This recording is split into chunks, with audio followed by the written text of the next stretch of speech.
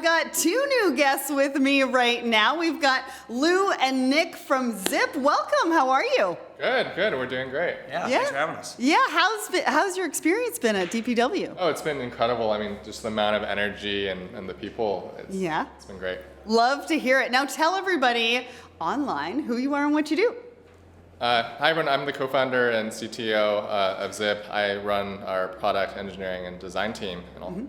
And I'm Nick. I'm head of research at Zip, so I work with a lot of customers on figuring out where the company's going and also where the future of technology is going. Cool. So give us an insight into who Zip actually is. So what Zip does is we provide a single front door for employees to request a purchase, and we automatically route and track approvals and reviews across legal, security, finance, procurement, and really help streamline the end-to-end procurement process. So security is a really hot topic right now. And so how are you thinking about security at Zip? So one of the things, for security at Zip, one of the things where we really focus on is helping ensure that our customers, as they're going through the purchasing process, security and the right compliance teams are looped in at the right time, ensure that there's auditability against every purchase request to make sure that there are no vendors and no purchase requests actually slipping through the cracks. Which is great. I mean, it's what everybody needs. Now, let's talk about the challenges that are existing in Procure-to-Pay software. Why is it not delivering to its fullest potential right now? You want to take that one, Nick? Yeah.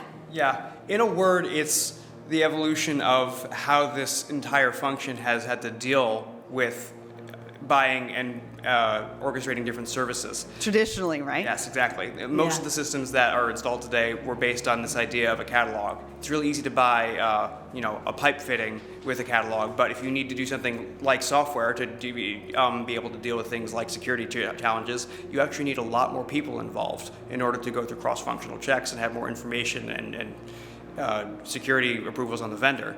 To do that, you actually need what we built, which is called intake, to actually front-end the process to get everyone involved and get better visibility of the vendor up front before you actually make a purchase. And when you say catalog, are we talking like going through pages or online catalog? Because I remember when Sears came out with a catalog. It's like the online version of it, right? So if you want to buy something like a pipe fitting or even a pen, it's really easy to take that information with a unit and a price and put that in a digital catalog. It's why something like Amazon works so well. But that experience doesn't necessarily work for all the different things that companies need to buy today, whether that may be services or software. It's really hard to buy one unit of consulting services. Yeah, especially if you've got lots of SKUs and lots of vendors and different people that you're buying from. So what's the impact of that on procurement teams and on businesses as a whole? Yeah, so what we've seen is that many businesses they're really focused on buying the best of breed solution. So Procure-to-Pay is just one part of it, and legal teams will have their own version of a CLM, security, compliance. Risk teams will have a GRC, and if you really look at the end-to-end procurement process, it spans many different teams, many different systems, and there's no way to actually be able to have a single orchestration layer on top, and that's where orchestration layer really delivers value. And so the value that it delivers is providing more adoption of the right process, but also helping automate and streamline the downstream work. So adoption first. I keep hearing this adoption first approach. Talk to us about what that actually means, and then why is it the key to success when it comes to, procurement software?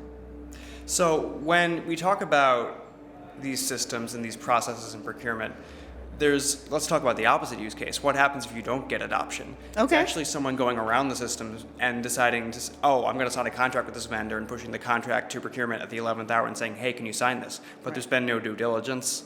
There's been no attempt to actually negotiate. That's not good. Price. Exactly. So you need adoption to ensure that people haven't gone rogue, they're making their own purchases. Gone rogue. But in addition, it's about getting earlier influence on spend. If someone's just compliantly going through the process or going around it, you're not able to actually do the work of saying, well, do you actually need that? Can you do more rejection or shaping of demand up front and actually then get better savings, but also better influence and relationships with your stakeholders? Yeah, and it's about collaboration internally, right? We definitely don't want people going rogue. Do you hear about that a lot? Yeah, we hear a lot about people actually just not wanting to work with procurement because of how difficult it is. And Lou was talking about this on stage, but the ability to actually create an experience that takes the complexity of something like Airbnb, which you're trying to do something incredibly risky, and make it, well, not only intuitive, but also delightful. It's fun to go look at houses on Airbnb. Yeah. It's hard to say you're going to do the exact same thing for buying consulting services or software or even just, little things like pens. But we can make it as minimally painful as possible, and actually easier for procurement to interact with people, which ultimately allows more spend to come through. It's a virtuous cycle of improvement for everyone. And when you were doing your presentation, you asked everybody who has used Airbnb. I was in the back room and my arm was going up. I literally just used it a few days ago to book a treehouse. So I'm really, really excited about that. But let's talk about intake to pay. What exactly is it? Like, for everybody watching online, let's dive into that a little bit more. So intake to pay is what we call an evolution of procure-to-pay. Instead of thinking that the cycle starts at the beginning of ordering something or when you cut a purchase order, we think of it now as starting with intake, right when the moment someone realizes they need something, so they can intuitively go through and say and declare what they need, and go through the process of getting approvals on that.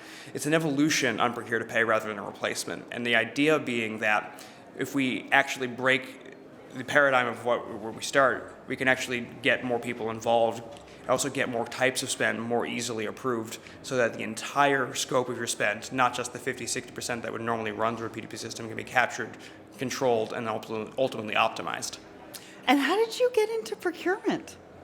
Yeah, so for both my co-founder and I, we were obviously doing something quite different. Yeah.